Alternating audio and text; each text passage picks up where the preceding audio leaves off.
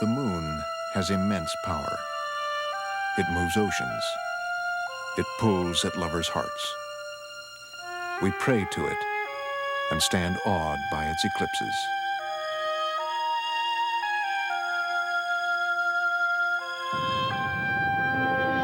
In the 1960s, it became a target, the focus of a military and political competition between rival superpowers.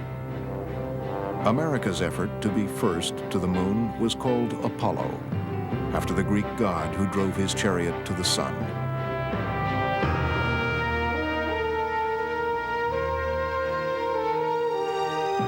Apollo let us feel the wonder and triumph of man's first steps into the galaxy. It also introduced us to a new fear.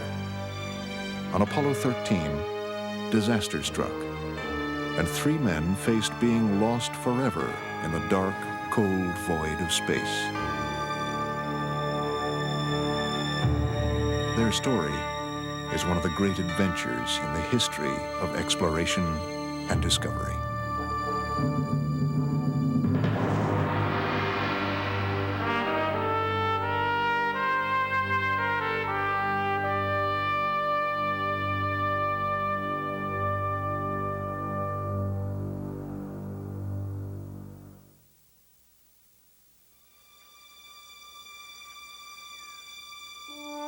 April 11th, 1970. 3 men suit up for a voyage that will end up as perilous as any taken by Columbus or Magellan. They are the crew of Apollo 13.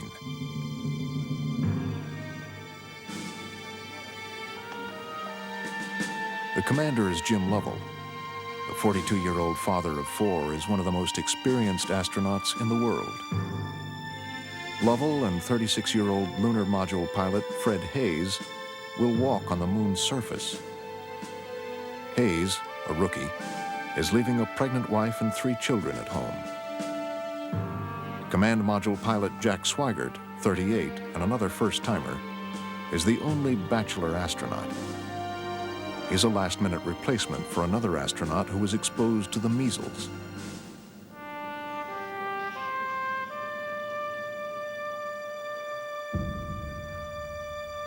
All 3 are experienced test pilots. They're used to taking risks. That's the kind of people we wanted in that place when we selected them. Guys that are used to putting their lives on the line every day and knowing every minute, every second that they fly, that they are apt to be in a position where they do something wrong or something bad happens, they're allowed to be dead. 6 hours before liftoff, Jim Lovell leads the way out to the rocket. We got in the van, drove down to the big Saturn V. This thing is loaded with about 5.5 million pounds of high explosives, and consequently everybody else is about 3.5 miles away. We went up the elevator all by ourselves, up this gantry that's usually filled with people during the test phase and the construction. Right next to me, of course, was this huge Saturn V. Near the top of it, it was spewing out gaseous oxygen, almost like it was alive. And I looked down at the ground and 330 feet below, and then it suddenly dawned on me, my gosh, these people are going to send us to the moon. As Lovell, Hayes, and Swigert enter the capsule that will take them to the moon, they know success depends on intricate teamwork and flawless machinery. What they don't know is this machine is flawed. Less than 10 feet below the crew's couches, deep within the service module, there are cracked wires in an oxygen tank. The tank is now full of liquid oxygen, which is all that's preventing a spark that could cause an explosion. 14, 13, 12, 11, 10, 9, 8. Ignition sequence has started. 6, 5, 4, 3.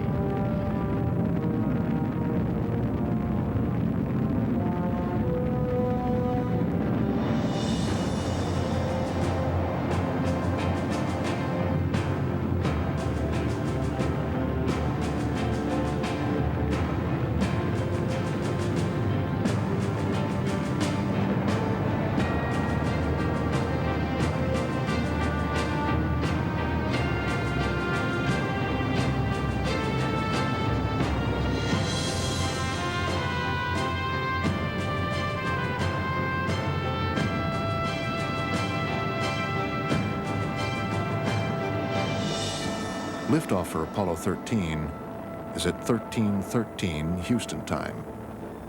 Some in the crowd find all the 13s an ominous portent, but NASA refuses to pay it any mind. The launch goes smoothly. In 3.5 days, Lovell and Hayes should be on the moon, collecting rock samples, testing for signs of volcanic activity, and continuing the search for signs of life.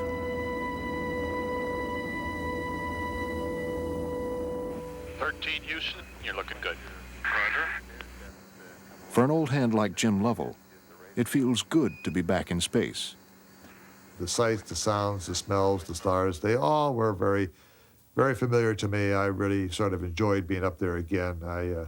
I sort of enjoyed, being the sort of the narrator, the guide for the other two guys, telling what's going on. Of course, I was more or less businesslike. Well, they kept looking at me like, oh, this guy's been here before, doggone it, but we haven't. We're going to enjoy this.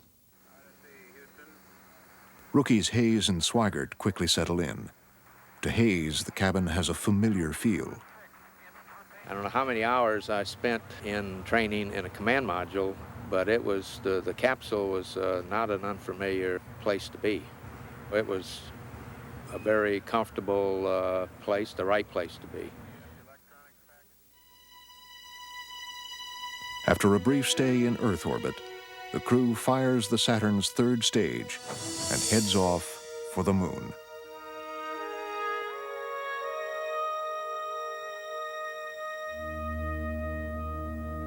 On the ground at Mission Control in Houston, the men who will be working this flight are also settling in. Gene Kranz is the lead flight director. The spacecraft is moving 5 miles a second in Earth orbit and 7 miles a second to and from the moon. So you cover an awful lot of territory in a very short period of time. So we always try to use every second, every minute when things are going right to individually prepare ourselves for what is coming next. Everything has to go perfectly in this business, and it's up to us to steer it in the path so that that happens. Through the first day, everything is working perfectly. Even Jim Lovell's cassette tape player.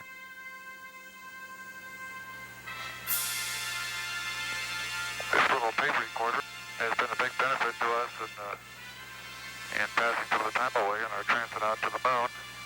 And it's rather odd to see it floating like this in Odyssey while it's playing the themes of 2001. Things are so relaxed, Fred Hayes takes to playing practical jokes on his crewmates. His favorite is pushing the repressurization valve, which produces a loud bang in the spacecraft. Stand by one. Yeah, I got him with the cabin repress valve in there, Jack. Every time he does that, our hearts jump in our mouth. Lovell got his chance to go to the moon because America feared the Soviet Union would capture the high ground of space.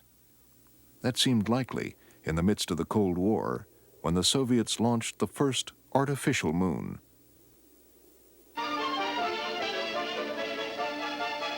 Today, a new moon is in the sky, a 23-inch metal sphere placed in orbit by a Russian rocket.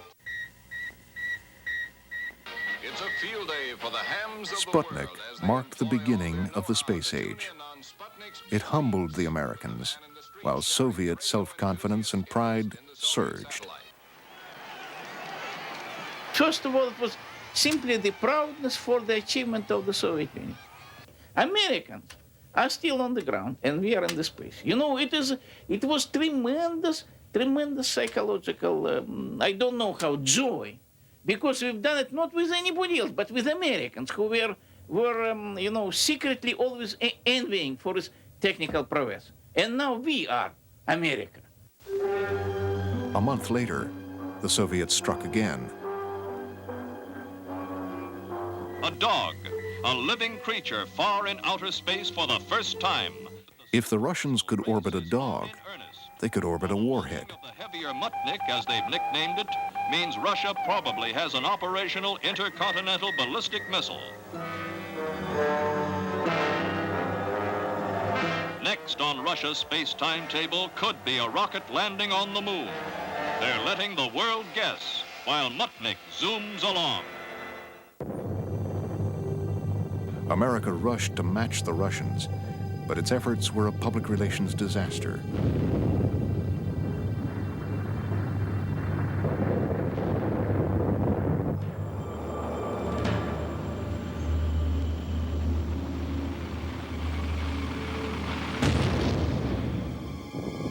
Getting into space proved technically more complex and ultimately more risky than anyone had imagined.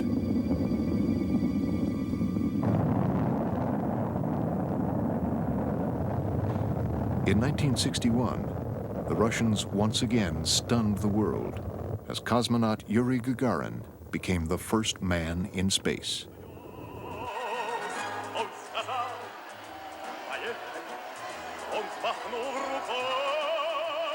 Gagarin became the most celebrated person alive. Russian prestige reached new heights throughout the world.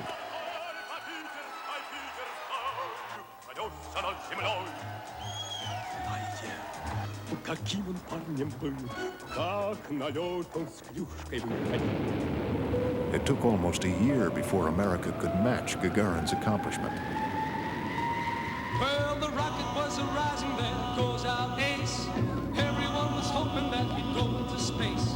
As he rose higher into the sky, the clouds opened up to let John go by. Johnny Glenn, what a man. Glenn's flight gave all America a lift, but there was no denying that the U.S. was still stuck in second place.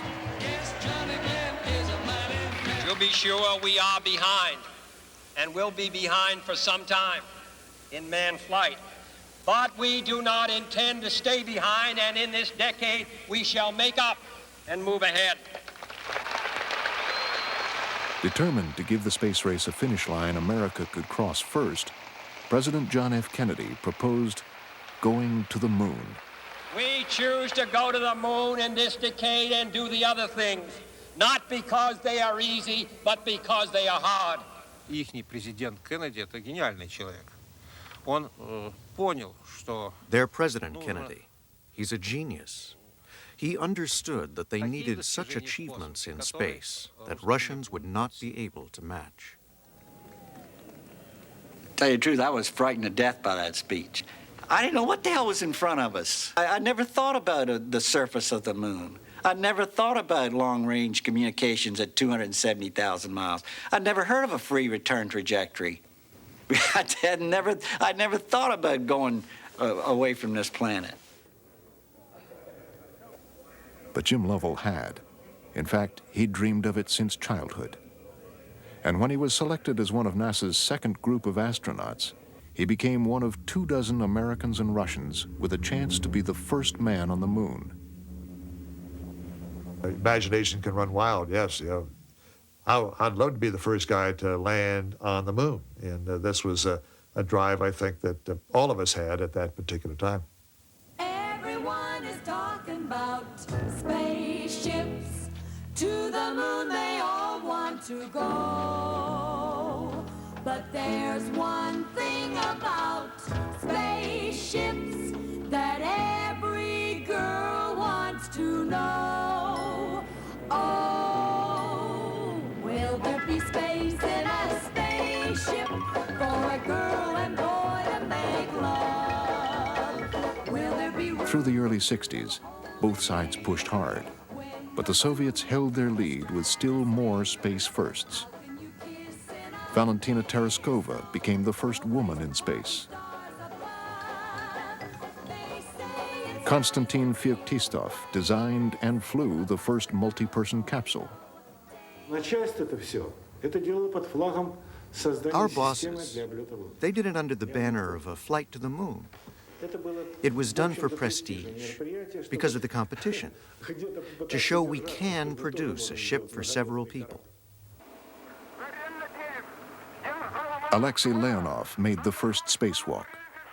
That was in 1965, and by then, the Soviet moon program looked unbeatable. We began this program before than American colleagues. This experience we will use during our program with the landed to the moon. When he got back, Leonov started training for a lunar landing. He believed it was his destiny to be the first man on the moon. But it was not to be. In 1967, the Soviet moon program started to fall apart. One of their cosmonauts was killed during an emergency re-entry. Then, on 3 successive launch attempts, their newly designed moon rocket exploded. The Soviet moon program was grounded, though no one in the West knew it at the time.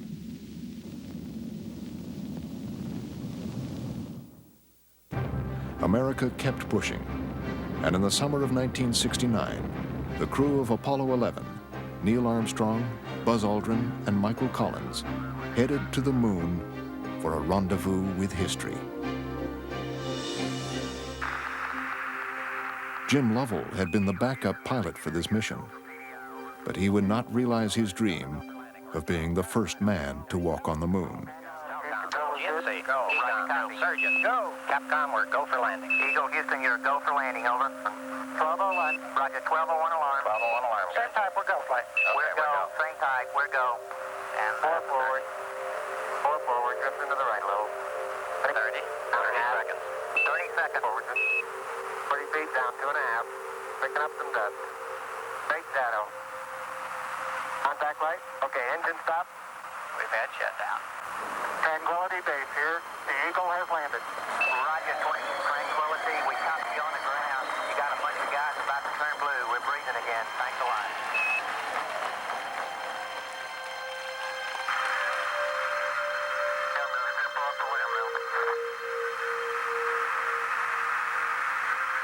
It's one small step for man,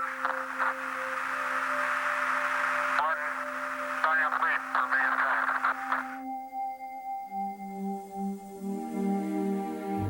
Though the image broadcast from the moon was fuzzy and gray, it was sufficient to allow hundreds of millions of people back on Earth to share in the wonder.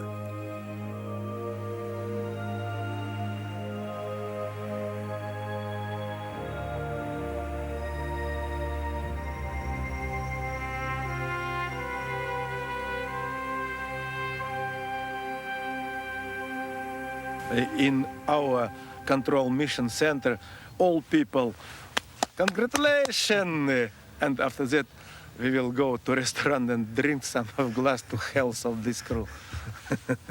It is according to Russian customs. The crew of Apollo 11 was welcomed back to Earth as triumphant heroes, the personification of everything that made America great.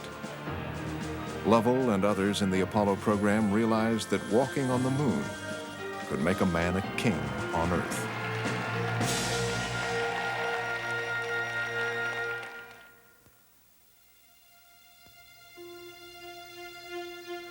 Apollo 13 is now 15 hours into what still appears to be a routine flight. Lovell and Hayes are just days away from joining one of history's most exclusive clubs. Only 4 men have walked on the moon. The crew has been drawing on oxygen tank 2 since the flight began, but the cracked wires inside are still covered. Unaware of a problem, the crew reconfigures their spacecraft for the journey to the moon. The crew sits in the conical command module. It's at the top of the rocket. Attached to it is the cylindrical service module, which supplies the command module with propulsion and electrical power and houses the oxygen tanks. After turning around, the crew docks the command module to the spider-like lunar module and extracts it from the spent rocket's 3rd stage. Once docked, the crew can move between the two through a short tunnel. Later, Jim Lovell and Fred Hayes move through that tunnel to check out the lunar module, Aquarius. They are full of confidence and good cheer. And now Fred's engaged in his favorite pastime. He's not in the food locker, is he? That's his second favorite pastime. He's rigging his hammock for sleep on the lunar surface now to try it out to see what it's going to be like.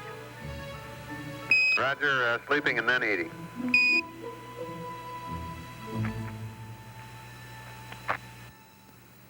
Forward. 31 hours into the flight of Apollo 13, the crew prepares for a course change. In order to explore a new part of the moon, Apollo 13 will leave the free return trajectory flown by all previous missions. Getting home will now require a second rocket burn. If something goes wrong, they could drift forever in the void of space. Like everything else so far, the rocket burn goes off without a hitch.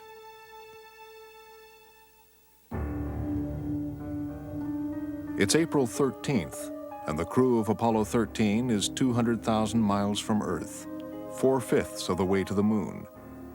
After 55 hours, 50 minutes of flight, the cracked wires in Tank 2 are now exposed. As the crew prepares to go to sleep, Mission Control radios up a routine request. Would they please turn on the fans in the oxygen tanks? Jim was heading back into the command module, and we were going to do a little relook at checklists. This was my plan, and then ready everything and go to bed. Then we heard the bang. A muffled type of noise. The spacecraft rocked back and forth. I could hear the jets firing because we were on an autopilot that would stabilize the ship, and then everything was quiet. You could actually hear metallic bending noises in the tunnel area where the vehicles were still connected, but they were moving relative to each other to have caused that kind of a tin canning sound. We looked at each other. What was it? We didn't know. I mean, nothing had come through the bulkhead. I mean, we didn't look like a meteorite hit the command module. Everything was still there.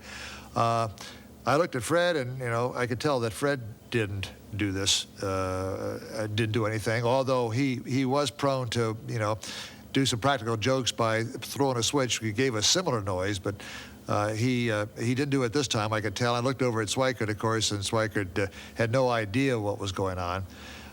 And about that time, a red light had come on and said something to the fact that we had lost part of our electrical system, our main bus B.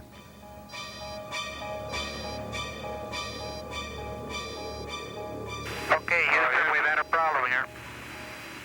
This is Houston. Say again, please.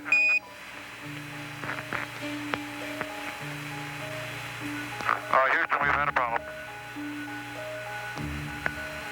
We've had a main B bus undervolt. Roger, main B undervolt. Okay, stand by, 13. We're looking at it. Gene Kranz, ex-fighter pilot and one of NASA's most experienced flight directors, is on duty in Mission Control when the call comes in from the spacecraft. This was what we would call, in our parlance, we'd call it a funny. It was something we didn't understand what had happened, and that is why the ground is down here. We would strip this data out, we'd look at it in recorders, we'd start figuring out what had caused the funny that we had seen. And I was sure that we would ultimately resolve the cause of this main B undervolt. There he goes again. Unfortunately, within moments, that funny starts to look more serious as warnings flash on screens throughout the room. Watching one of those screens is Cy Liebergott. It's his job to monitor the spacecraft's electrical system, and he can't believe what he's seeing. I looked at my screens, and when I looked at my screens, the data said to me on the electrical power system display that I had lost the voltage on main bus B, which is one of the two main buses that feed the spacecraft, and I had lost two fuel cells. I had lost fuel cells 1 and 2. I looked at my environmental control system cryogenics display of data, and it said I had lost O2 tank 2, and I was losing O2 tank 1. I'm looking at not a single failure, not a double failure, not a triple failure, but I'm looking at a quadruple failure. There's no possible way that could happen in this spacecraft the way it was designed. Liebergott is convinced if that much of the spacecraft had been lost, the crew would already be dead. He concludes he's looking at an instrument problem, not real damage to the ship. Larry, you don't believe that O2 tank 1 pressure, do you? No. Surge tank's good, catch eye. Manifold's good. ECS is good. At this point, which is roughly 2 minutes in time, when I'm looking at all this, no, there's no panic. It's as you fall back upon your simulation training and you start working the problem, and you work it the best you can.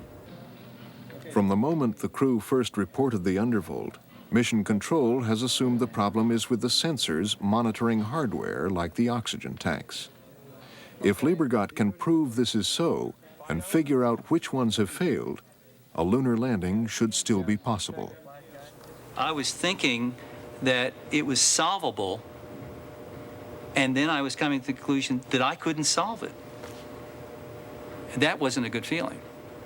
Can we review our status here, Si, and see what we've got from a standpoint of status? What do you think we got in the spacecraft that's good?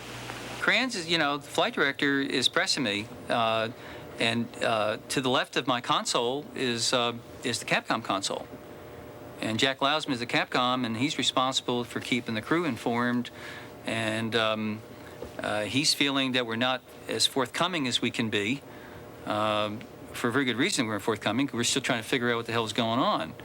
Okay, Ecom, I'm coming back to you. I assume you've called in your backup Ecom, if we can get some more brain power in this We thing? got one here. Roger. I must tell you, I have never felt in all my life as alone as I felt. This is not to denigrate the support I was getting, but I didn't have the answers, and I'm sitting there and I felt alone.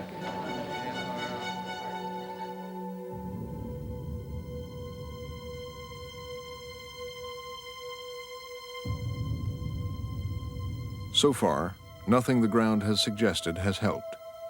Jim Lovell takes another look outside. As I looked back aft, I could see a gaseous substance escaping. It looks like a very thin haze at a very high rate of speed going out. Something is leaking, venting out of the service module. The crew's spirits sink. The main sense right then was I knew we lost a mission. We were going to board and not even go into lunar orbit, much less land. We never panicked, and people often ask me why we never panicked, and the fact is we could have bounced off the walls for about 10 minutes, and when we finished, we'd be back where we started from. Our heart rates, of course, went up. Naturally, they would, but we decided that we better just, keep on charging.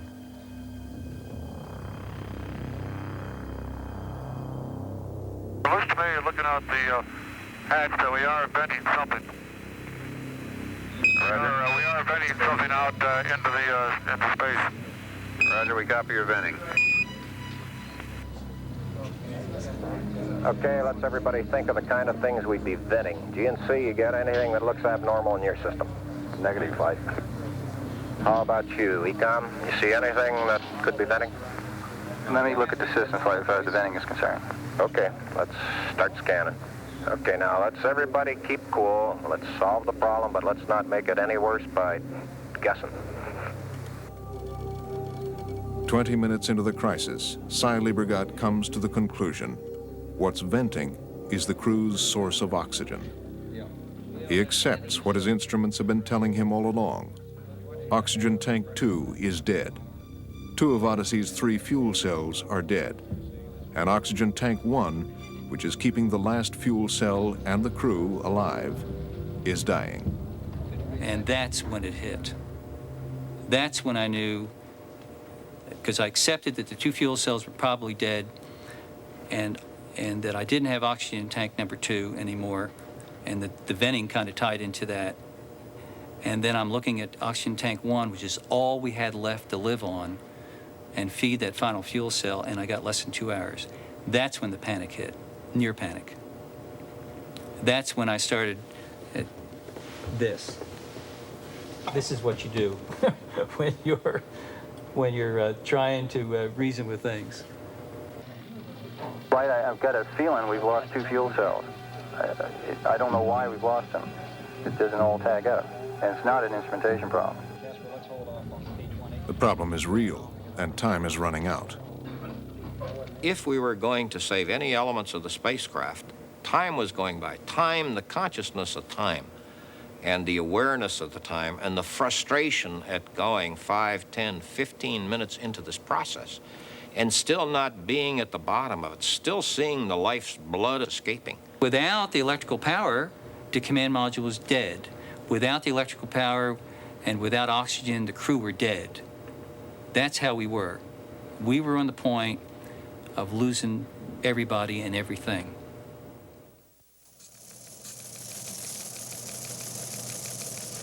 From ABC News Space Headquarters, here is commentator Frank Reynolds. There has been an emergency in the flight of Apollo 13. The prime objective of the mission, the landing on the moon, the further exploration of the lunar surface, has been canceled, and now the only consideration that remains is the safe return of the 3 astronauts. Some kind of explosion occurred in the spacecraft's main engine. The explosion affected the spacecraft's main power system supplied by fuel cells, and that means that their oxygen supply is in jeopardy and their water supply is officially termed critical. Allô, Paris, ici New York. Eh bien, News bulletins quickly circle the globe, and people everywhere stop to consider the fate of 3 men who are drifting slowly away from the Earth, perhaps never to return. When I heard about this explosion, first moment I said it is finished. It was a very bad situation for all people on our Earth. Every people said, Господи, God, help to him, help to them, help to them. Marilyn Lovell, who had been at Mission Control 15 minutes before the crisis began, didn't learn anything had happened until much later that evening.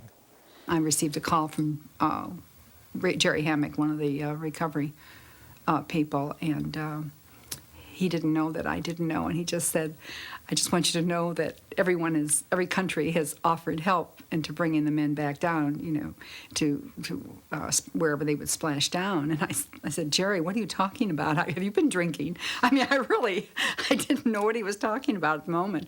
And then he just had told me that, he said, I guess, you know, I think he tried to make it sound a little simpler for me until someone could explain it to me, but he just told me they were having a problem with the fuel cells and what have you. And my mother came upstairs, and she said, you know, there has been an accident, and everything's going to be fine. They're going to come back. But they're not going to have a chance to go to the moon.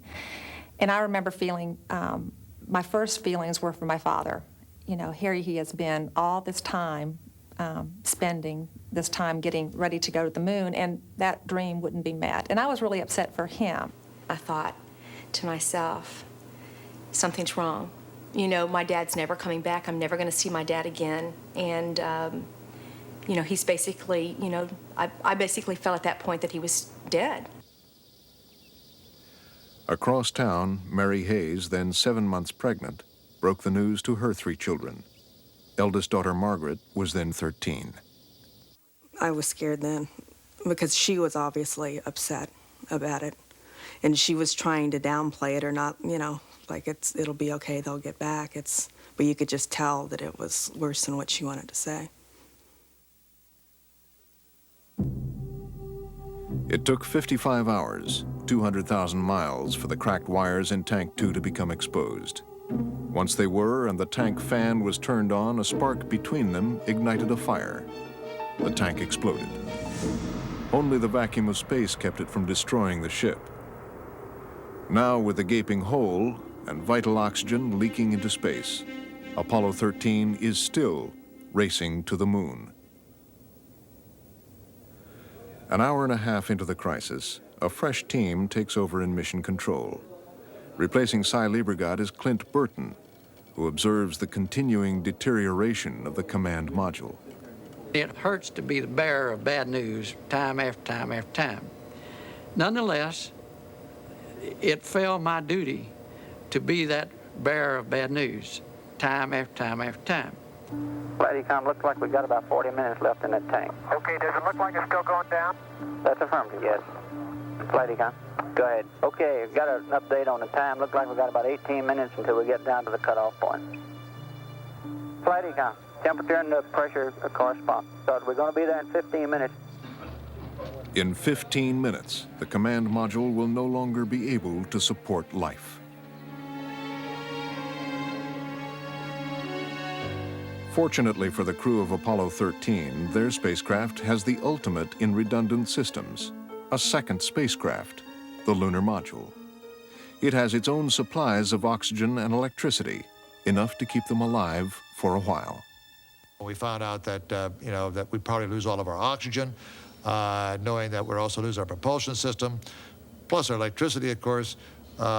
We decided that the only way we are going to save ourselves is use the LEM as a lifeboat. Lovell and Hayes scramble through the tunnel into the LEM. Time is short, and they must activate power, guidance, and life support. Go ahead. Back in the command module, Jack Swigert starts shutting things down. This will preserve the capsule's tiny entry batteries, which the crew will need if and when they get back to Earth, because the command module is the only part of the ship that can survive re-entry. Shutting it down now means it's going to get very cold, and that worries the team on the ground. You did have a sense that this was the little home that it takes to get the folks back, and we were turning off all the lights. As a matter of fact, it was going to get very, very cold, and everything in it was going to be refrigerator or freezer temperatures when we came back, and we didn't know what the effect of any of that was going to be on the hardware. For example, the guidance hardware that we would need when we got to the reentry portion of the flight.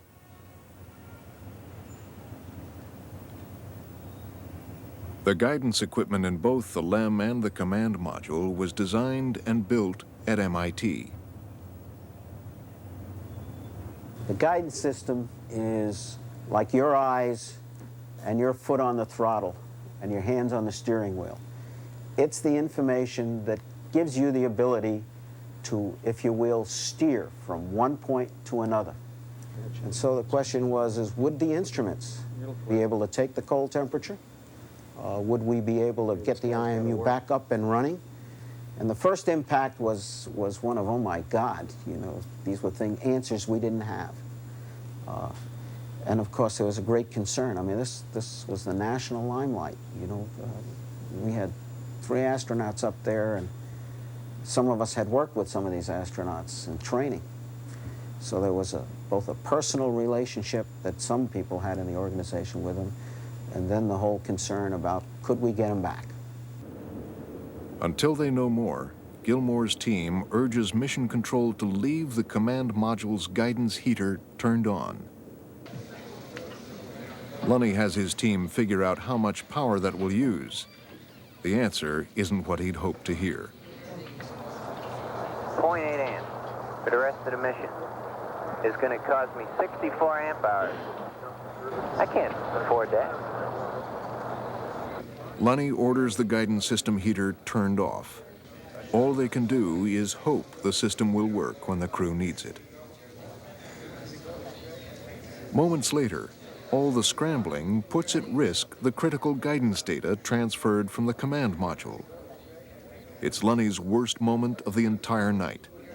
In the course of transferring the crew over to the lunar module, there was a period during the flight where I had this sense of a real emotional low, like a stomach falling out, because I allowed the thrusters on the command service module to be shut down before we were fully configured on the lunar module side. The thrusters are little jets that keep the spacecraft from drifting out of control. If the ship drifts too far, the guidance computer can lose track of where it is in space. Jack gets the word to completely power it down, and we hadn't yet pressurized our reaction control system in the lunar module. Consequently, no one had control. Apollo 13 starts to drift. It continues drifting for 2.5 long minutes.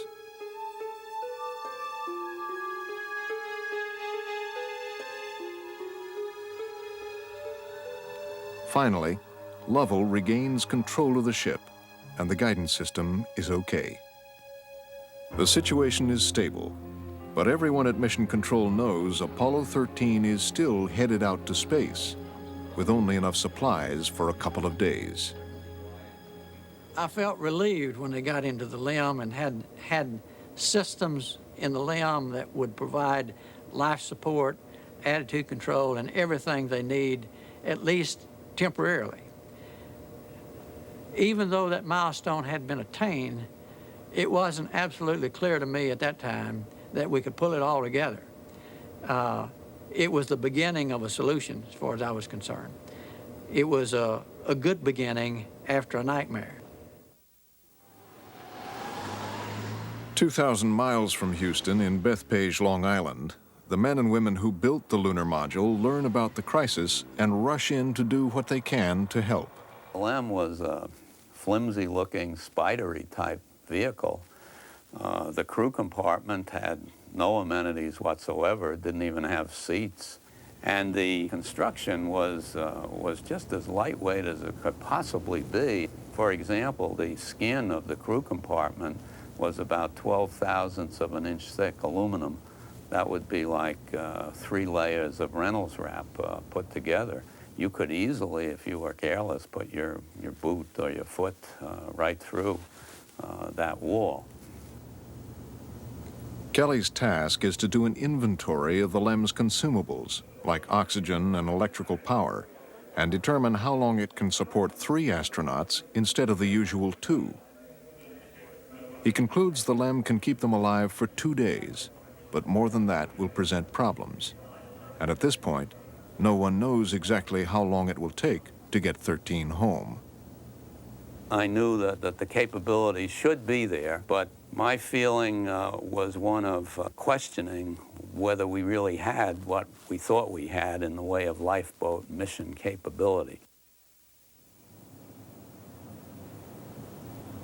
3 hours into the crisis, Mission Control's focus shifts to the question of a course home.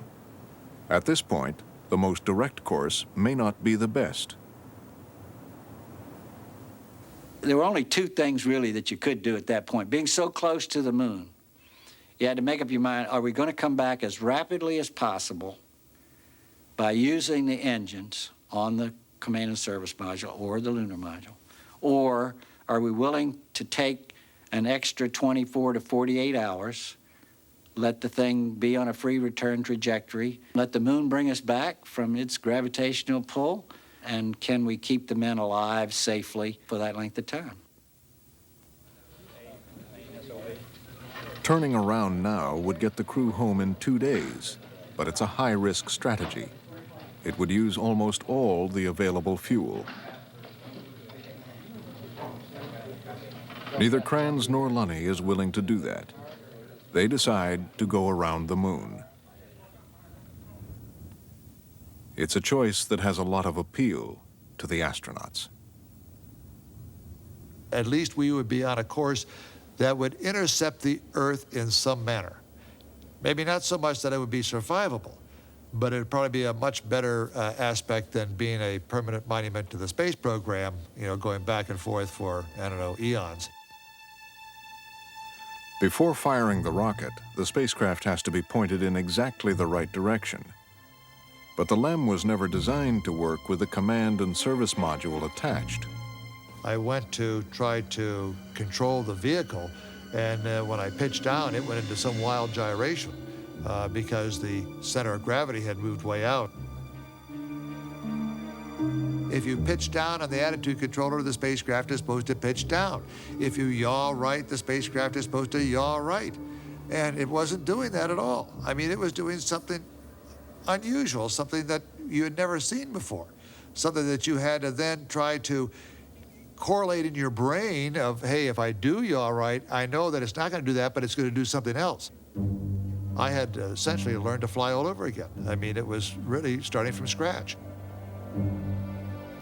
Even as Lovell struggles to aim his ship, Mission Control sends up instructions for the burn, the first of its kind ever attempted in space. Okay, Aquarius, you're ready to copy P-30 maneuver pad.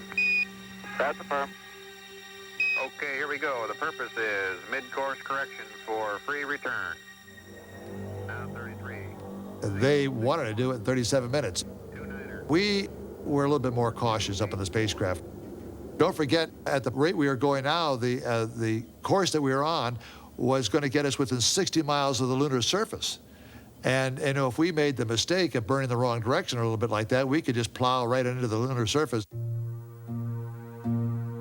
Lovell asks for and gets an extra hour to enter the data and prepare the ship. Then, at 2:45 Tuesday morning, almost 6 hours after the accident, Apollo 13 takes its first step on its long journey home. 5 seconds before the burn, there's a little indication on the computer that says, do you really want to make this burn? The computer is asking us if we know what we're doing. I hit the proceed button, which says, okay, computer, you got it. At 0, the engine goes on. Everything's working fine. It automatically shuts down. So there was a little bit of a high for us. I mean, you know, everything's going wrong, and the command module is completely dead. And finally, we know that at least the brains in the lunar module are working so far, and we do get on what we thought was the free return burn. Though still moving away from the Earth, 13 is now on a course for home. At its present speed, however, the astronauts will run out of power and water before they get back. With this in mind, Mission Control begins preparations for a second, bigger burn to be made after 13 loops around the Moon. This big burn will cut 24 hours off 13's trip home. Even this may not be enough. Merlin Merritt is the controller responsible for the LEM's electrical and life support systems. After the first hour or so, as we began to gather the data, and we saw that those data points, you know, heading down, it became obvious that within, you know, an hour or so that we weren't going to make it at that rate.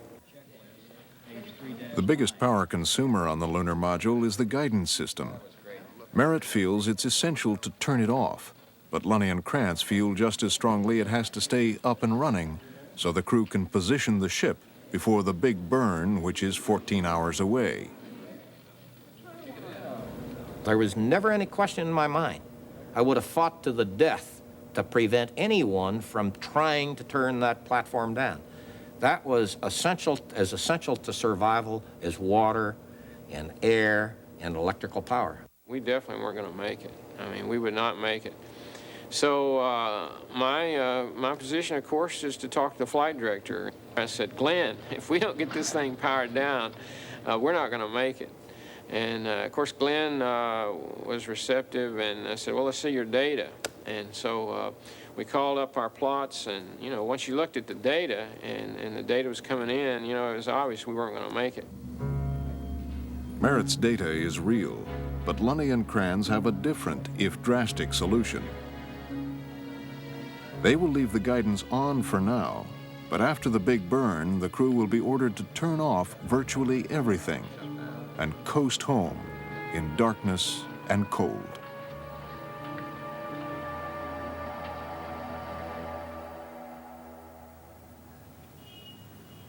Houston, Tuesday morning, 10 hours after the accident.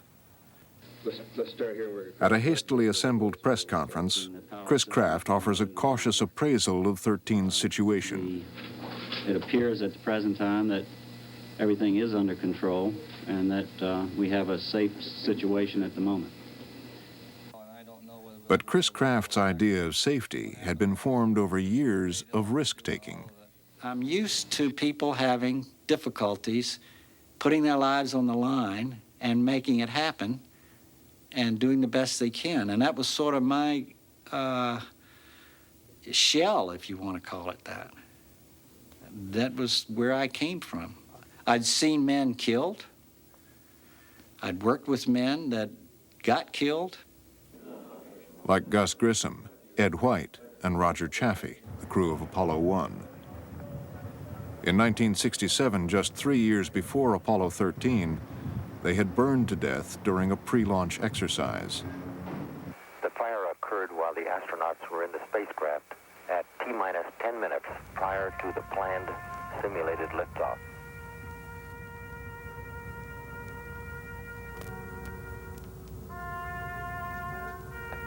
For Jim Lovell, who helped bury his friends, What was particularly tragic was that the Apollo 1 crew died on the ground.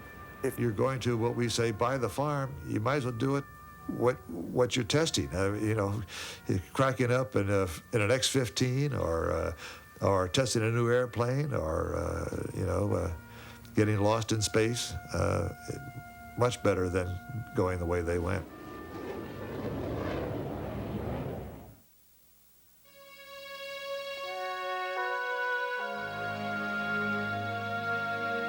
"24 hours after its accident, 13, wounded and battered, approaches the moon. The big burn that will speed its return home is just an hour away. Because the lunar module has less computing power than an average car has today, Mission Control does all the calculations for the burn.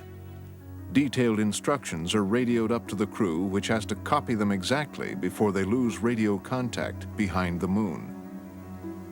As the ground started to call up these procedures, I looked at Fred and Jack, and they weren't even listening to these procedures, but they had their cameras broken out, and they were, you know, looking at shutter speeds and aperture settings, and we're looking back at the moon. And I asked those guys, you know, what are your plans here, gentlemen?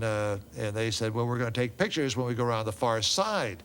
We knew that was the only time we were going to ever get to see the moon, so we kind of played tourist during that period. Around the moon, Hayes and Swigert stay glued to the windows. But seeing the moon up close does less for Jim Lovell. He'd been here before, 14 months earlier, on Apollo 8. Apollo 8 was one of the great triumphs of manned spaceflight. It was the first time men had left the Earth to venture off into the galaxy. There were enormous risks. This was the first launch of a fully configured Saturn V, the first time NASA had relied on its deep space communications and tracking network. But the rewards were worth it. The crew of Apollo 8 became the first humans to see the far side of the moon. For the last day on the way to the moon, the blunt end of our spacecraft was pointing towards the moon, so we never saw the moon as it got much bigger. I looked up in the windows and all I saw was black sky. That's all any of us saw until we rotated the spacecraft around about 180 degrees, and there, just 60 miles below, slowly slipping by, were the ancient old craters on the far side of the moon. Apollo 8, Houston, what does the old moon look like from 60 miles, over? Okay, Houston. The moon is essentially gray. No color. Looks like plaster of Paris. While the moon looked uninviting, the blue Earth was a marvel to behold. And from the crew of Apollo 8, God bless all of you on the good Earth. Apollo 8 was a triumph, and Jim Lovell had played a key role in its success. Landing on the moon was all that was left for him to accomplish in the space program. Now, as his crippled craft floats above the desolate moonscape, he knows it is not to be.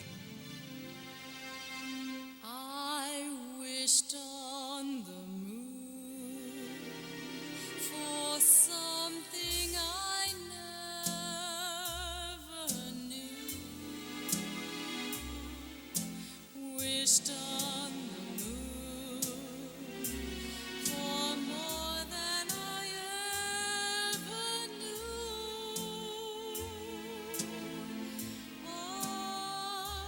Sweeter rose, a softer As the moon slips by, Jim Lovell searches for a little mountain he had seen from Apollo 8. I had named that little mountain Mount Maryland after my wife. And of course, as we whipped around, that was one of the last things I saw. Sitting there was this little triangular mountain, Mount Maryland.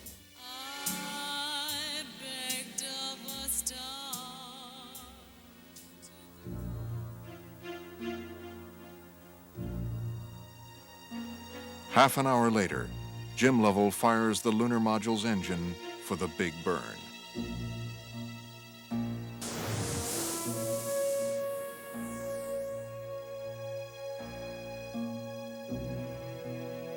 Now it is time to pay the piper. crew has to turn off virtually everything in the spacecraft.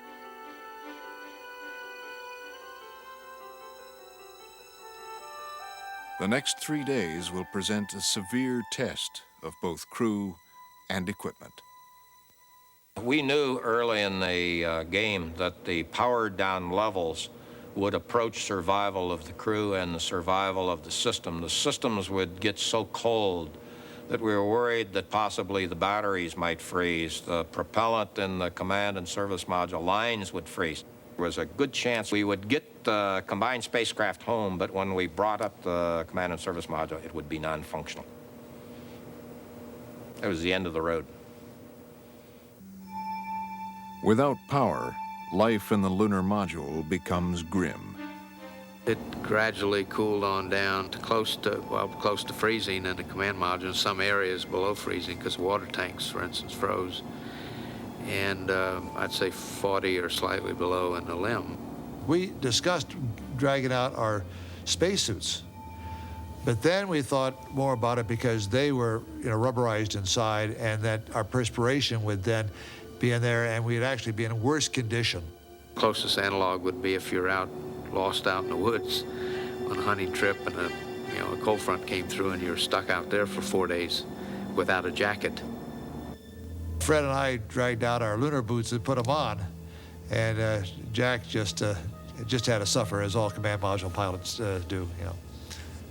The LEM had no means of heating water. Most of the food packs of that dry food mixed with cold water doesn't mix very well and doesn't taste even less well.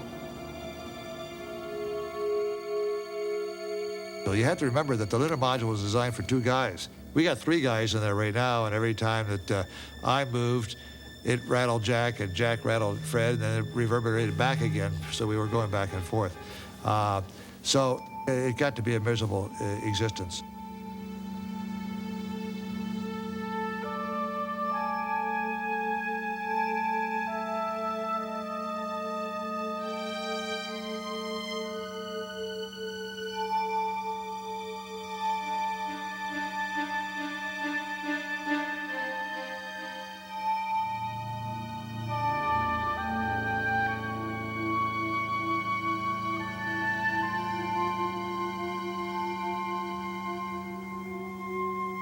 The tension and the cold make it almost impossible to sleep. And as if that weren't enough, there are new indignities for the crew.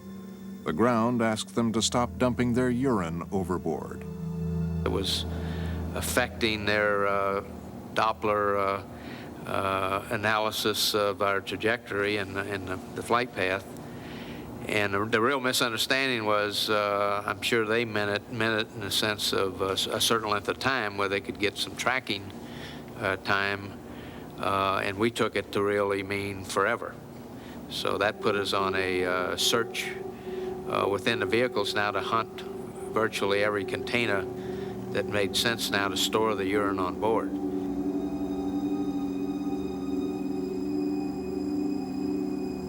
At one point in the LEM, I was hunting in one of the storage areas, which in the LEM were nothing but canvas covers over things, and looking for food, if I recall.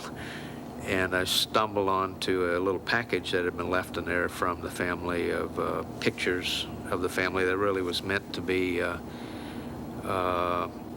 found or opened when we were on the lunar surface. So that, it was a feeling of, I hope someday I get to see them again.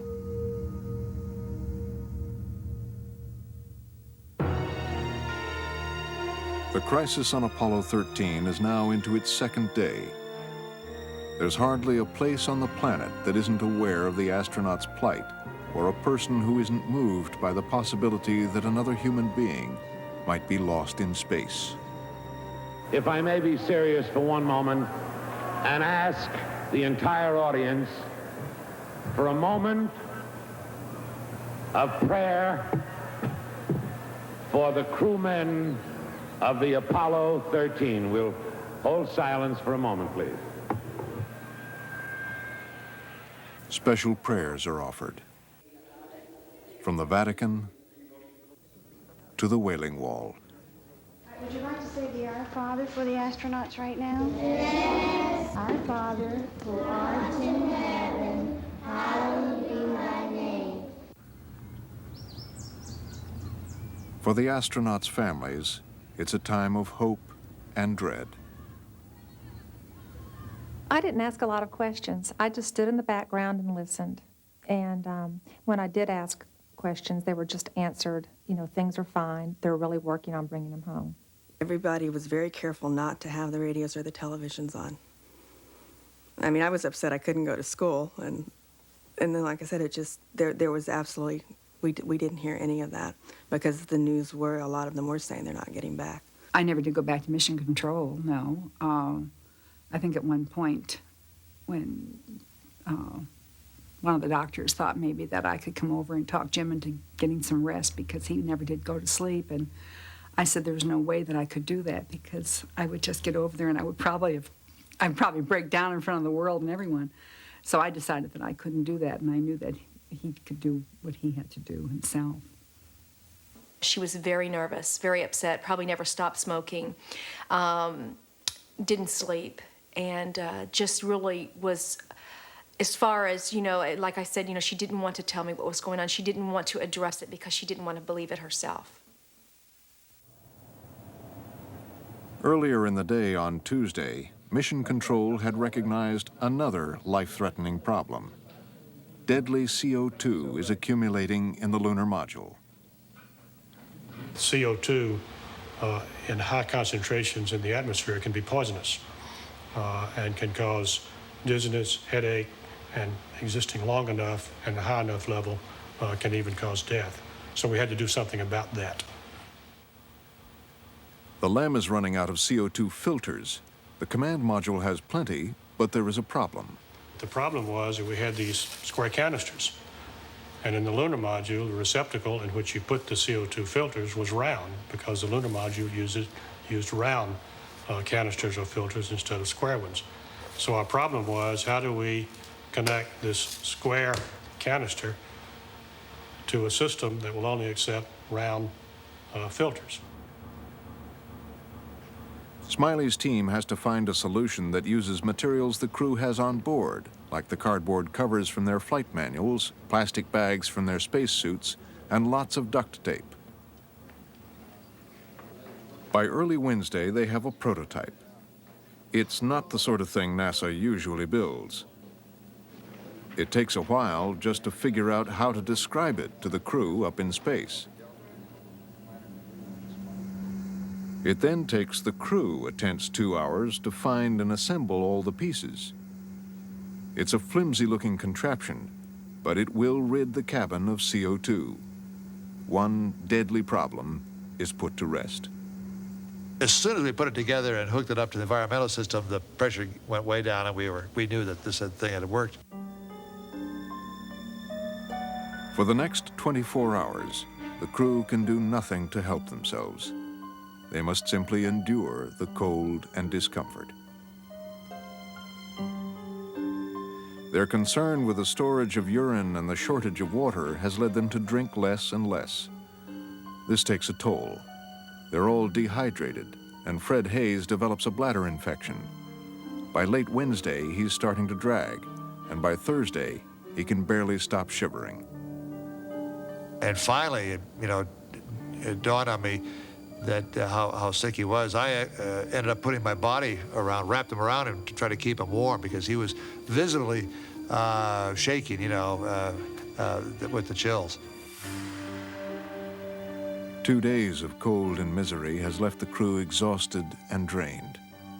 Apollo 13 is still more than 24 hours from splashdown, and these hours promise to be some of the most stressful of the entire flight. You could almost feel them tailing off from a standpoint of their performance, but I never really understood how desperately cold it was out there and how those people were very close to freezing.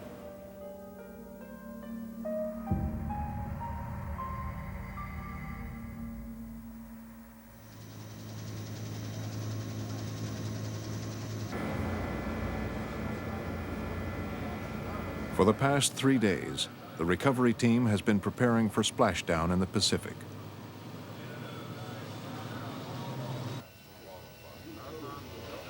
Even if 13 survives re-entry, no one can be sure where it will come down. It could land anywhere in an area of 500 miles by 250 miles.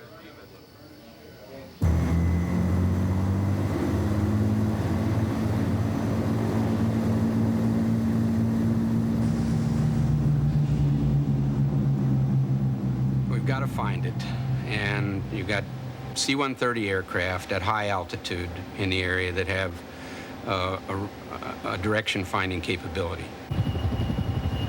Closer in, on board the carrier, we have a helicopter squadron, which all has been configured with special antennas to do some direction finding as well. As long as we got some electronic bearings, I think we'd have been all right. That's assuming the capsule lands upright in the water and that its radio beacons are working.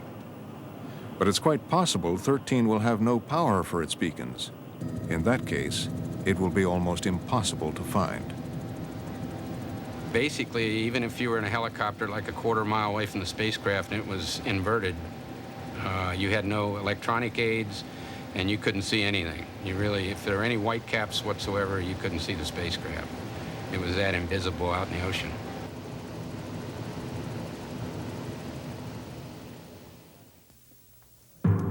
Re-entry is now less than a day away.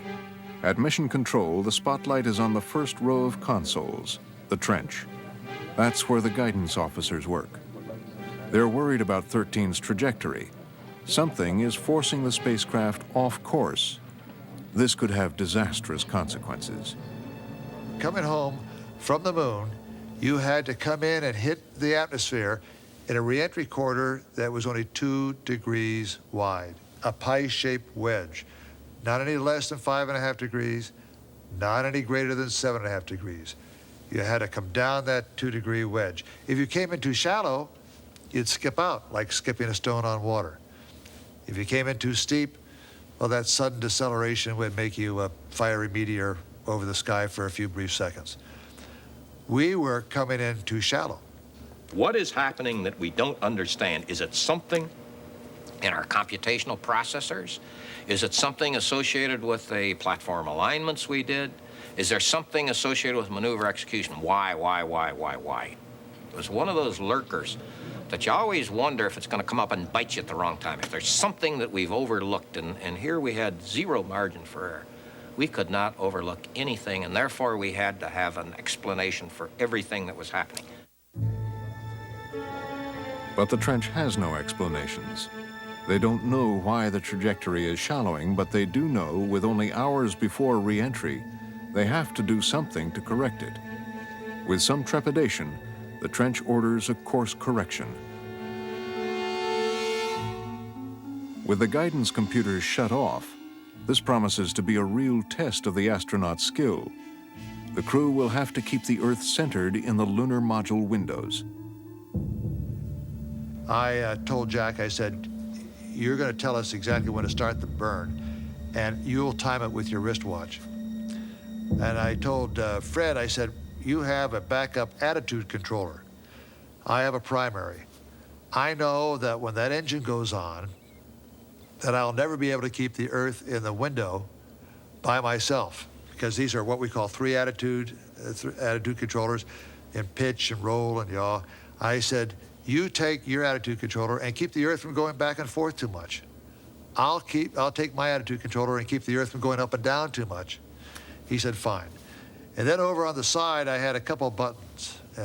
One said start and one said stop. These were buttons that directly connected the battery to the descent engine. The one and only time they were ever used in the Apollo program to really start the engine just by direct electrical linkage. At the proper time, Jack said start. I hit the start button. The engine went on. I think we only had it for about 10% thrust, something like that. 14 seconds later, Jack said stop. I hit the stop button. And in between that time, we juggled the Earth, up and down and sideways. And then, of course, we waited. They wait for mission control to collect enough tracking data to find out whether their ship, slowly spinning to equalize exposure to the sun, is back on course. With 13 now so close to home, the time is fast approaching when the crew will have to get back in the frozen command module and try to restart it. Before they can, Mission Control has to devise and radio up a set of instructions, a checklist. A team led by 27-year-old John Aaron has spent the past 4 days working on one, trying to figure out how to start the command module and how to make the limited battery power on board last for the rest of the flight. How do you go in with these little entry batteries, which are just designed to do 45 minutes worth of business, and do something that even our initial estimates has got to take 5 or 6 hours? The initial impression by the team, in fact, we had a bunch of people in the room and we were going around doing a combination of engineering and commiserating. You know, it was easy to jump to the conclusion that maybe this was impossible. Everybody wanted power. The propulsion guys wanted power. The guidance guys wanted power. The attitude guys, I mean, everybody wants power. It was a fundamental constraint. 10 hours before projected splashdown, Aaron and his team are still working on a detailed checklist that will tell the crew which switch to throw and when. They have checked, rechecked, and run computer simulations and are still not sure it will work.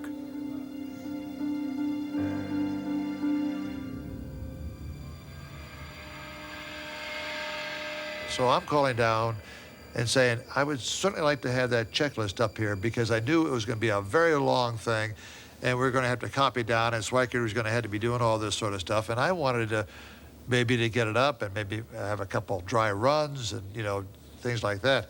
And of course, you know, by this time they're having a lot more confidence in our survival, which I thought was kind of nice. And they said they'd have it up by Saturday. And we were going to be back there by Friday. You know, could you please, you know, pretty please send up the checklist so my rookie, you know, command module pilot could go through it and start throwing the switches.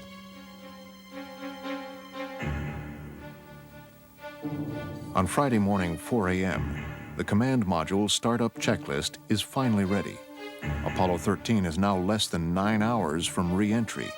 It's hurtling toward the Earth at 20,000 miles per hour. It takes Swigert 2 hours, 40,000 miles, to write down all the detailed instructions. He uses the backs of notebooks and every scrap of paper the crew can find. 6 hours before re-entry, Swigert climbs back into the command module and starts throwing switches. Even now, no one knows whether it will start. We had froze that mothership for, what, 4 days beyond its design limits because it wasn't meant to be frozen, turned off and frozen, literally. So there was still, in my mind, concern about the condition of the capsule. You know, it ain't over till it's over. To everyone's immense relief, the command module flickers back to life. But there's no time to celebrate. Every moment counts. Everyone is cold and exhausted. Hayes's fever has increased, but at this point, adrenaline takes over. It was the big ball game sort of sense, and I was ready to do what I had to do. When you're in that situation, you don't sense your own condition. First, the crew has to get rid of the dead service module. Lovell and Hayes are still in the LEM. Lovell worries his rookie command module pilot might jettison the wrong part of the spacecraft. I'm in the lunar module with a camera, and I tell Jack, not once, not twice, but 3 times, I said, Jack, we're jettisoning the service module, not the lunar module. Don't jettison the lunar module. You know, put some tape over that switch. Once the service module is cut loose, the crew will get its first and only chance to see what happened to it. He jettisons the service module, then I pull the command module and the lunar module together away, and then maneuver a little bit to see if I can see this service module as it sort of just drifts away from us. And sure enough, it comes into view, and as it rotates very slowly, one whole side of that panel was blown off. Right by the high gate antenna, the whole panel is blown out, almost from the base to the engine. Copy that. It's really a mess. Man, that's unbelievable. We were actually sort of excited to see this thing, to find out, to give us some evidence of what really went wrong. You know, because you always have that thing in the back of your mind, well, gee, maybe, did I screw up someplace along the line to cause this all to happen? I mean, you have to bring home some evidence saying, hey, really, folks, it wasn't my fault. Take a look at this picture. You know, something happened back there and I wasn't back there. Hearing how much damage has been done to the service module leaves everyone in mission control with the same worry. Is 13's heat shield, which was just above the explosion, still intact? Any penetration of the heat shield would have very possibly allowed a heat leak, plasma leak, and eventually a burn through during the process of entry. There wasn't anything about this entire mission that was a free ride. Re-entry is now 50 minutes away. It's time for Lovell and Hayes to leave the lifeboat. They join Swigert in the command module, lock the tunnel behind them, and wait for the order to jettison the LEM. Odyssey Houston, we just had a formal go for LEM jet at your convenience, over.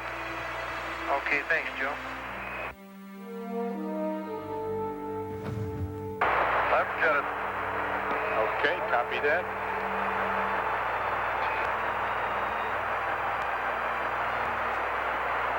Farewell, Aquarius, and we thank you. She sure was a good ship. Well, I was sad to see it go. That if I could have brought it back, I'd like to put it up in my backyard.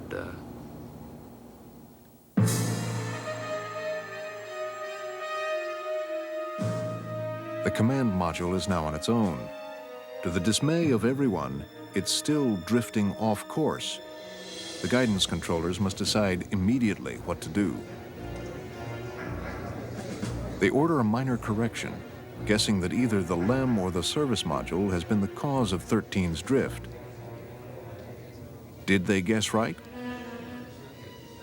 They'll know when the rest of the world does, when and if they see Apollo 13's parachutes.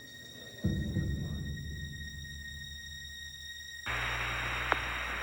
know all of us here want to thank all you guys down there for the very fine job you did. That's a firm, Joe. Tell you, we all had a good time doing it. You have a good bedside manner. That's the nicest thing anybody's ever said. 13 is traveling 24,000 miles an hour when it enters the Earth's atmosphere. 19 seconds later, radio contact is lost as the craft is enveloped in flame. Blackout is expected to last 3 minutes.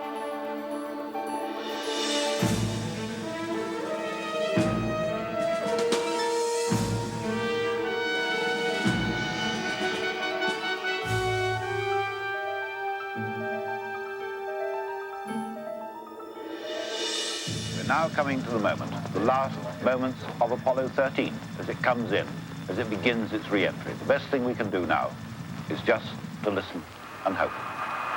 And we'll only know whether or not that heat shield was damaged by the explosion 3 days ago. When they come out of radio blackout, all anybody can do now is cross their fingers. Just about now, they should be going through the moment of maximum heat. 30 seconds to go for blackout.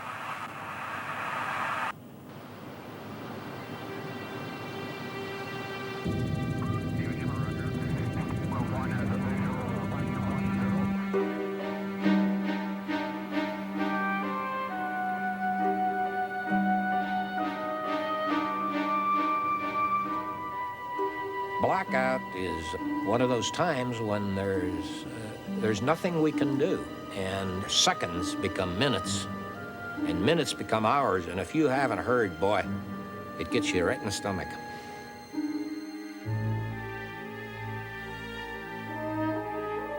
Three minutes come and go, and there's no word.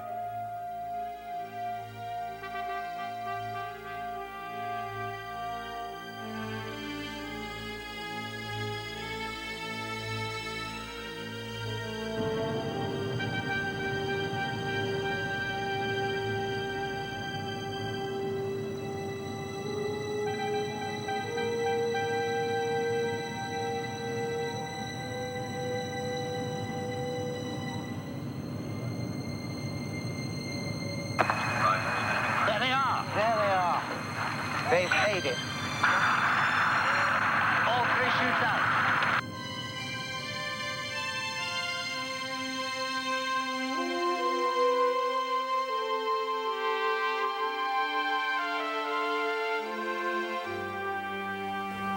You're absolutely uptight, tense, on the edge for 4 days, and then to see that wonderful sight of the vehicle lumbering down through the atmosphere, hanging on chutes. It's just, well, I'll never forget it. I still feel the emotions within my body that will probably never, ever leave me, because I didn't know for 4 days if I was a wife or a widow.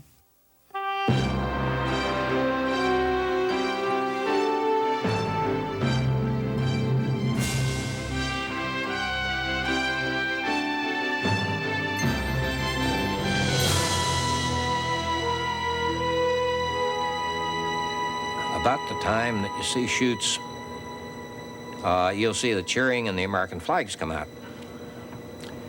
And then it's again tradition that you wait until the crew gets in the carrier deck, at which time cigars and the world map lights up. And shit.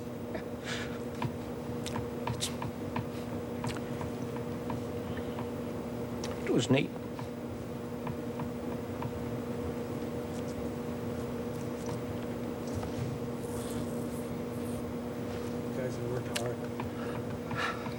Guys worked hard to bring this one home.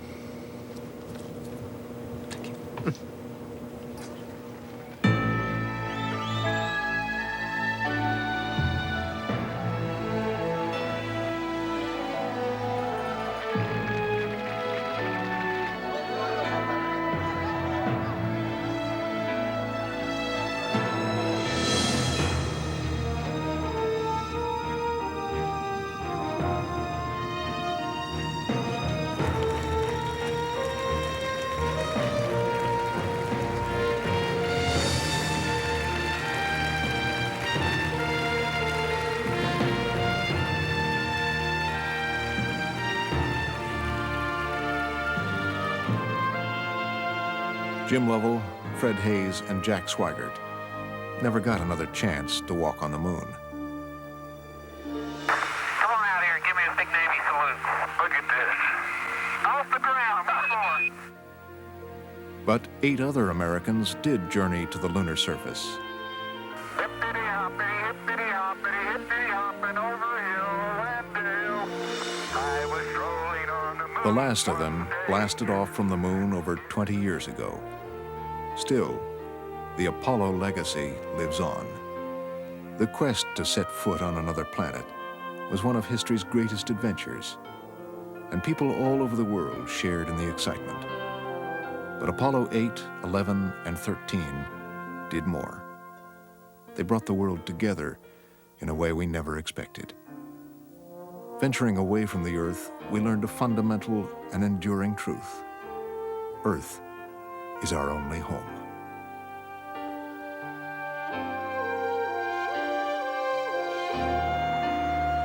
We had visited a very alien and very hostile and lifeless planet, and we saw the Earth as the only home that we know of within our near space capable of supporting life. And we recognized the absolute necessity to protect and nurture and take care of this environment.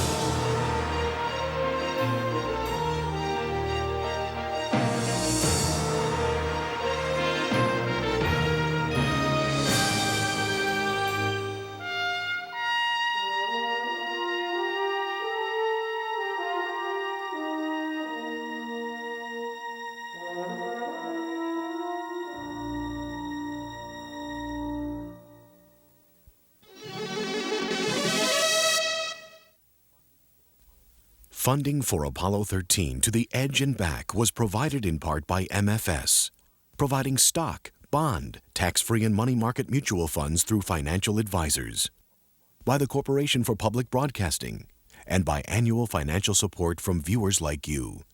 Apollo 13 to the Edge and Back is available on home video cassette for $19.95 plus shipping and handling. To order, call 1-800-255-9424. This is PBS. Shop online for the best of public television and radio. Shop WGBH. Go to shop.wgbh.org. Every purchase directly supports your favorite shows on WGBH, and members always get a 15% discount.